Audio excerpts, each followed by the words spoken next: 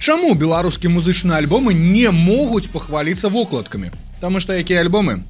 Такія вокладкі, ёпта. Гэта слухачам не цікава разглядаць гэтыя карцінкі. Ці артысты вырашылі, ну, навошта замарочвацца? Кінем у нейрасетку промпт і што-небудзь яна там выпукае. І толькі беларускія фольк-рокеры няміга спачатку асэнсавана і ўручную стварылі абкладку, укладвалі туда нейкі сэнс, каб потым усё роўна скарміць нейрасетцы. Бо машына яна таксама хоча.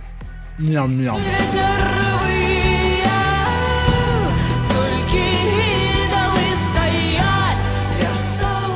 Вокладка на альбом «Запавет» мусіла сэнсава яднаць усе трэкі на ім. То на вокладцы паўстала гэтая такая загадкавая вежа невядома якога замка. Хаця карцінка сапраўды нейкая дзіўная атрымалася. Гэта нібыта вежа, але я ў ёй бачу зусім іншае. Звярніце ўвагу. На гэтай вежы ёсць твар караля ў кароне.